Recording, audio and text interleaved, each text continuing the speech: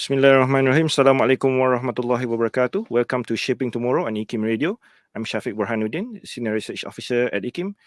We are in the second episode of this very interesting conversation that we are having with Dr. Qayyim Naoki Yamamoto, who is originally from Japan but currently teaching at Marmara University, Istanbul, Turkey. Assalamualaikum and welcome back, Dr. Qayyim. Thank you very much for having me. For those of you who have missed the earlier episode, please allow me to introduce Dr. Qayyim once again. Dr. Qayyim Naoki Yamamoto is currently an assistant professor at Graduate School of Turkic Studies, Marmara University. He completed his PhD at the Graduate School of Asia and Africa Studies, Kyoto University in 2018. Dr. Qayyim specializes in Ottoman Tasawwuf and traditional Japanese culture. His publications include a Japanese translation of Sulami's Kitāb al-Futuwwa, as well as a book on Introduction to Tasawwuf, a comparison with Shonen Manga. Dr. Qayyim, in the first part or first episode of our conversation, we discussed, we learned more about your own journey and in terms of how you develop or how you arrive at your own perspective to this point on the question of tradition vis-a-vis progress and and what the traditional wisdom or Asian traditional wisdom of Asia could still offer to us today. And I'd just like to recap some of the interesting points you mentioned, including the fact that you consider that in the case of Japan, for instance, while there's growing interest in the Muslim world to learn from their experiences, but you pointed out a very interesting fact or interesting point about how while a lot of the Japanese conduct still remains beautiful as it is, people of discipline, people of courtesy, but you gave that beautiful analogy where we may see the nice flowers still, but it's the roots is increasingly being lost, and that as a result would have profound implications in terms of one's social and personal lives, of course. And also you made a point about how tradition should not be associated with backwardness. I think that is the trend or the tendency for the modern man today to associate tradition with backwardness, whereas tradition has a lot of ḥikmah, a lot of wisdom to offer us today for our personal and social sort of flourishing, if I can put it that way. And I think towards the end of our conversation, you pointed out that there's a lot of traditional practices in Asia which promotes self-cultivation, as they say, something to cultivate self-perfection in terms of character, akhlaq, in terms of our conduct. And you pointed out that in Japan that very act of that tea ceremony it's part of that process of self-cultivation. And you also draw attention to the fact that even martial arts, understood in the traditional sense, is to promote a kind of a self-cultivation. All this, Dr. Qayyim, I feel that is very pertinent and important for us to rethink or try to re-envision what progress and development ought to mean in Asian societies. Yes, Dr. Qayyim, if you want to expand on your thoughts on that. Especially this traditional modernization. Yes, I feel that the fact that we have a very strong rooting of a strong sort of approach towards self-cultivation, that itself sets a very strong foundation for a flourishing society, as you pointed out. And I think what you're trying to articulate in the first part was that in the first episode was that I think through your journey in Islam and familiarity with the Islamic tradition, it helps you to see again the beauty of the Asian wisdom and Asian practices with regards to self-cultivation and as well as for the improvement of society. Oh yeah, I see. Now I understand. Yeah. And added to that, I also want to mention about one of the another important experiences I had when I visited a Muslim country is that actually the first experience is that, when I visited Malaysia, I visited Kuala Lumpur, and there was Twin Tower, in the center of Kuala Lumpur, and I went there to have some, udon, Japanese noodle, for I think for lunch, and I don't know which floor was it, but there was the Japanese bookstore Kinokuniya in the Twin Tower, and I was so happy because I saw Kinokuniya in outside of Japan, and I entered, and there was a section of showing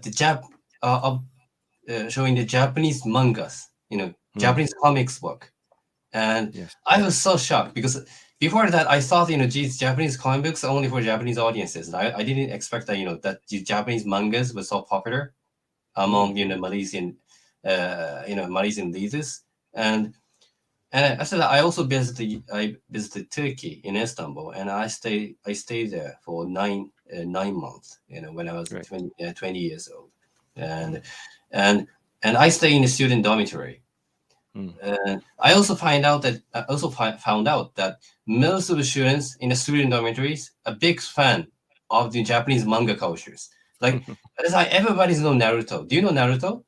In the Japanese I've heard of it, but I've not read it myself. Okay, Naruto is like a ninja comics book, and at first I thought that this Japanese manga was just popular among these young people, students, because it's like exotic. It's about ninjas or the magic. I thought it's like I said just for fun, but when I talk with these especially Turkish students, one of my friends stated a really interesting remark that he said that he likes Japanese manga because he found the similar akhlaq narrative in the Japanese manga, the story, especially in terms of like tasawwuf. And at the time I didn't take it seriously because I was also interested in tasawwuf, but I was really young, and also I was not that well informed of traditional Islamic like Sufi culture. But once I'm about to finish my PhD program, like I started realize that yes, like there is really like similarity. Like there is a similarity between these Japanese manga narratives and also like Sufi narratives, the traditional Sufi narratives. And maybe like many people find it's a little bit awkward that I'm trying to find the connection between Japanese pop culture and traditional like Islamic values. But if you read like not Naruto's or like Demon Slayer or like Jujutsu Kaisen or even Attack on Titan, and these are, by the way, these are all the names of Japanese comics, but Japanese comic books, but not only the pop culture. But actually, if you see the story of the Japanese manga, there are still the traces of the traditional Japanese, like akhlaq system. For example, like Naruto's or Jujutsu Kaisen's or Hunter x Hunter or the One Piece or like Demon Slayer. Actually, the names are different, but those, especially shonen manga, they all have like similar format. This format is one. This protagonist is like tangible and vulnerable, like he or she makes mistakes, like he's not like perfect human being, but because thanks for the guidance of the teacher we call sensei, this teacher is not like a teacher in high school, teacher in school, like or in university. It's like a spiritual master. For this sensei, the guidance of the sensei, like he can spiritually develop himself or herself. The cultivation. So this tradition of the self-cultivation, especially narrative of the self-cultivation, still is going on in our pop culture. So in this sense, actually Japanese manga is actually the traces of the traditional Japanese values. And when I'm trying to find a link between the Japanese manga and the tasawwuf, I'm focusing on this perspective. And if you see like Sufi literature, like maybe you can read some kind of like Manaki literature in Malay or Indonesian literature. You can also find a similar thing, but there is always like a master and students, and both master and student make mistake, but they will make tawbah and ask the guidance from Allah, and these master and students will try to guide each other. Like these hadiths, like mu'min mirror after the mu'min, like mu'min is the mirror of the mu'min. Like they are both reflecting, the counterparts like inner dimensions, and because of this mutual relationship between based on mastership and discipleship, they can reach self cultivation. And why I'm emphasizing this narrative, because this narrative is now missing in the Western popular culture. Yeah, popular culture. Did you watch a new series of Star Wars? I did, I think. Yeah. Yes. 8, 9. Yes. Actually, I'm a really big fan of Star Wars. For example, I also a big fan of Mandalorian. Actually, Mandalorian is a good one. Actually, I really like it. But if you look at the new series, new Star Wars, it's really episode 7, 8, 9. What I couldn't see, it is mastership, or we can say a murshidship, the master who can guide the protagonist. And also they're trying, what they're trying to propose, that human, that only selected human in this sense, like Rey, protagonist in the new Star Wars series, they can reach to perfection if they're selected, and also by their own will. This, I didn't understand why that protagonist Rey was that strong. That suddenly she became one of the strongest Jedi in the history of Star Wars without any guidance of the masters. It means she was born to be the best. But this discourse has never been mainstream, or even it never existed in a traditional narrative in both Islamic civilization and also East Asian civilization. Everybody's imperfect. Everybody makes mistake. Everybody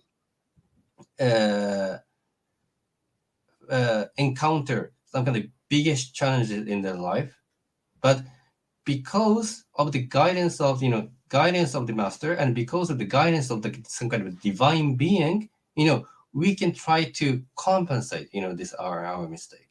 And this is actually what we have to remember, when it comes to the education, when it comes to education especially, because now not only in the Muslim country but in Japan, where sometimes we are too judgmental on each other, we're trying to expect something in a perfection for a human being. But this is complete opposite, especially for Islamic values. There is no perfection in the world of the makhlukat. And this perfection are only attached to the Allah. And now, since we are so stressed about being criticized by so-called Western-centric discourses, this Western-centric discourse, they're so how can I say, naive about judging our tradition. For example, they also mock about Japanese tea ceremonies, or I don't know, Zen Buddhism. They think that it's kind of backwards, and also they think that and there are so millions of books who talk about why Muslim got backward comparing to before the modernization, and they're always saying that once the Muslim empire was the strongest empire in the history, but after the 20th or 21st century, they become one of the weakest people in the world. But this is just a constructed discourse, but because of we are facing the kind of prejudice, we feel that we are obliged to show them only the strong and perfect side of the humanity in Islamic civilization. But this is actually making ourselves more weak, and making ourselves weaker, and making us more naive to our own tradition. Actually, our tradition here, I try to see that we share the same spirituality between Islamic civilization and the East Asian civilization. So that's why now we call it we. What we had is more our tradition accept more complexity of the human being. In Eastern civilization, we have philosophy called yin yang philosophy, philosophy. Actually, this originally is come from Chinese civilization, Chinese philosophy, and this yin yang is that the good cannot accept without evil, and also the evil cannot exist without the good. And also, this the two opposing element is actually can complete each other. And not only the good and also the bad, also the master and students is also the same. Like master cannot exist without the students, but student cannot exist without the master. And Islamic civilization is also the same. As I said, like Minat al-Mu'min. This is not the yin. This is not yin. It's not talking about two opposing elements. But he said that that. But here in Quran is also say that Allah create everything in a pair, Zeus.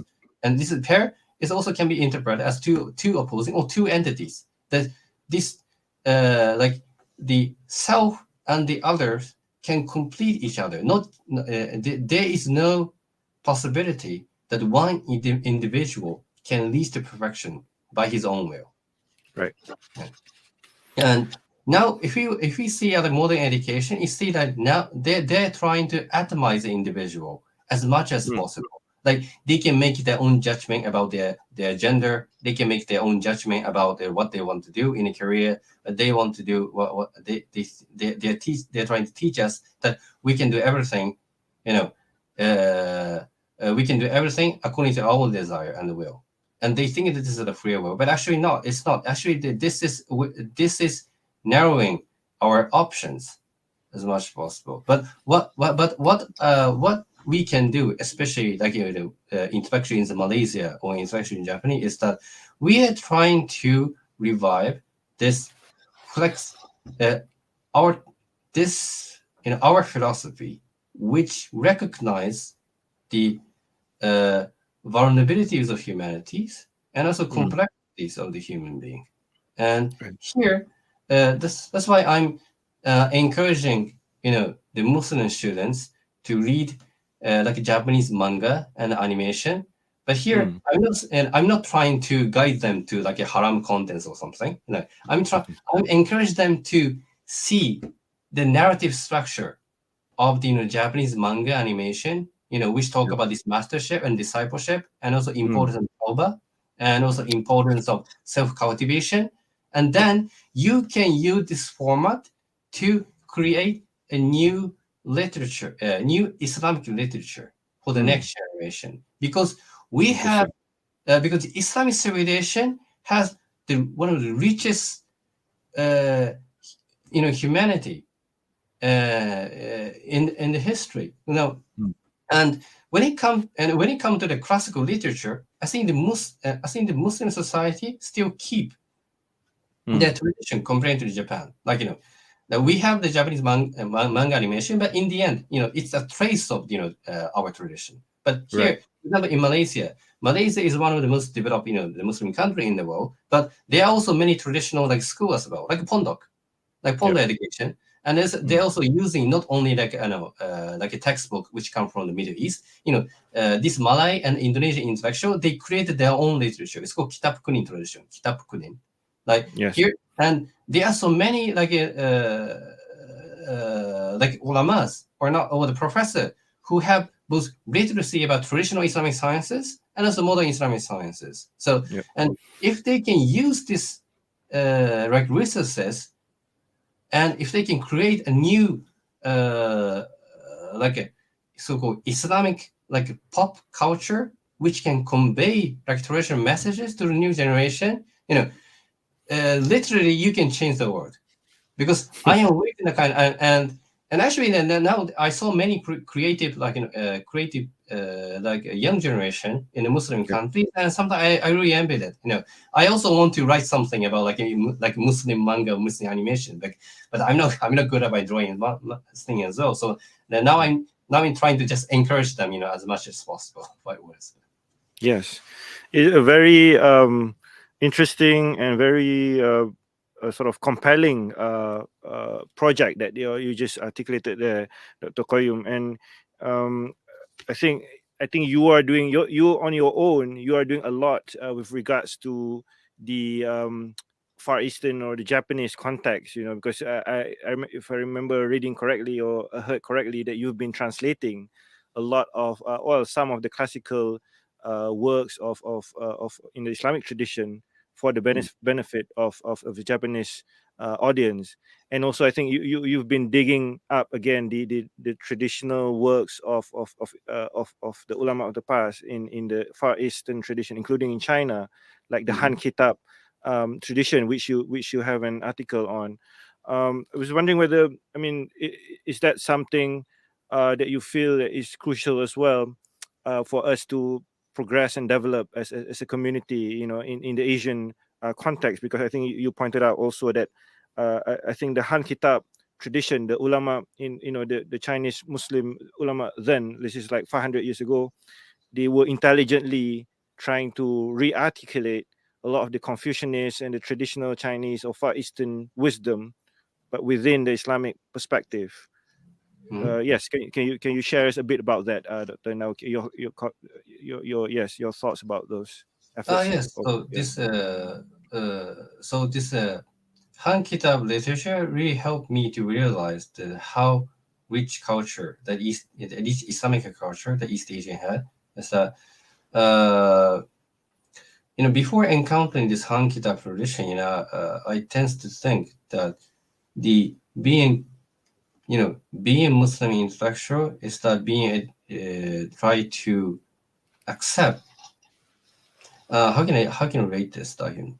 Now I thought now for example in Japan, when it comes to Islamic studies, Islamic studies means like really like Middle Eastern oriented, like, and they think, and those discourse think that for example Islamic culture in Central Asia, or Islamic culture in China, or Islamic culture in Malay or Indonesia or Africa, they think that this is just like an exotic, like a local phenomenon.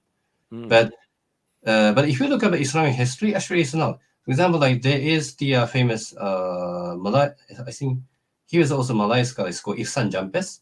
And Ihsan Jampes, he wrote like a tafsir in Arabic. But this tafsir is not only for the Malay or Indonesian people. Like I saw this book in Lebanon, not Lebanon, in Jordan, and also Turkey as well, because he wrote it in Fusha Arabic, classical Arabic, and also and also there is a famous scholar in China, as you mentioned, with this Chinese Islamic scholar, like they created the unique Islamic literature. It means like written in classical Chinese and using those East Asian vocabulary to articulate the Islamic vision. And some people think that this is some kind of like a perennialistic like a phenomenon within the Islamic civilization. But I must say that this is wrong, that this tradition is like much closer to like intellectual endeavor, which done by like Farabi or like Biruni or Ibn Sina or Ibn Rushd. For example, in the Farabi, like Farabi, he borrowed the ancient Greek like philosophy, or the ancient Greek, like the intellectual format to articulate the vision of Islam, especially about like constructing the ideal society. Like as a Madinat al-Fadila is one of the best example. But it doesn't mean that this Farabi trying to combine like the Greek philosophy and the Islamic vision like naively, like without any criticizing. Like what he did is that he trying to extract the essence of format or the way of thinking about ancient Greek, and he applied to like Islamic scholarship as like a cutting edge sciences. And this Chinese Islamic scholar also saying that when they using this when they using academic terminologies coined by Confucianist or Taoist or Buddhist, his intention is not like integrating those religions into one. And this is this is like a wrong assumption. What he did is that there is a hadith called تحدث الناس على قدر عقولهم. Like تحدث الناس على قدر عقولهم. Like talk to the people according to the level of the akal. Or sometimes it can be interpreted according to their language, according to their context. And imagine that for example, if you go to Tokyo or any other city in Japan, and you only talk about history of who can say. So you talk about the history of like Hamza Fansuri, Yes. which is not known by most of the Japanese, and just reciting the poem of the Hamza Fansuri. And do you think the Japanese will understand the vision of Islam? Of course not. Yes. Because sure. But for the Malay or the Indonesian audiences, Hamza Fansuri was the most successful figure because he understands the context of the Malay culture. And also the same goes to the Chinese civilization as well. What this Chinese Islamic scholar did is that they are not just they just not having a deep understanding of the Islam, but they sincerely studied about the East Asian classic as well. So that so they are also both the master of Islamic civilization and also they are master of Chinese civilization. And there's even one famous Chinese Islamic scholar in the 20th century, I think. It's called Jin Tianzhou, and he said that we Chinese Muslims are more Chinese than you are. It means that we are more Chinese. It means that they are not alien. They are not making them say like alien, or they are not outlining himself. Like they think that they are the best embodiment of the East Asian civilization. And if there's something, we can learn, not only like Japanese Muslim, but also the Japanese new generation, is that we also have to think that is there a possibility that Japanese can also be the embodiment of the best of the world, or at least the best of the East Asian civilization? It means like, can we also say that and this is also especially for the Japanese Muslim. Like, can we say that we are more Japanese than ordinary Japanese? So that's why, and this is inspiration, and I got this inspiration from the Islamic civilization, because there is no like Islamic scholar who behave like an alien in the local cities, like especially for tradition. Like this is why I introduced like Omar Farooq Abdullah in the last episode, like his article, like Islam and the cultural imperative. Actually, Tawheed is a life-giving like a power for the local society to revive their own tradition, and not just reviving. It help or inspire the local people to reach its perfection. And if we look about modern Japanese discourse, what we are missing is this vision. Like it means, first of all, now we are not thinking what is the true meaning of Japanese, like beyond just like a nation state mindset. Like there are so many discourse about Japanese are great, Japanese are smarter than anyone, but but this is just, but all of this discourse are based on like this narrow like nation state mindsets. Like it means like if they can criticize the neighboring countries, they think that they're smart, but of course not. Like it means like that you can only establish yourself once you're deeply rooted in your society, in your tradition, and in your culture, and in your society. But as I said, now this Japanese culture is beautiful, but it's just a beautiful flower and it also the leaves. Now we don't have like perspective to look back on our own roots, and so is that. But if we can overcome this Western-centric mindset, and also not only that, if we can overcome this narrow like nation-state mindset and expose ourselves to to our neighbors, especially like Muslim countries, what we can learn from them is this vision, like respecting your roots and respecting your own science or your own sciences in history, and try to become the embodiment of the best of your society and the best of the society. And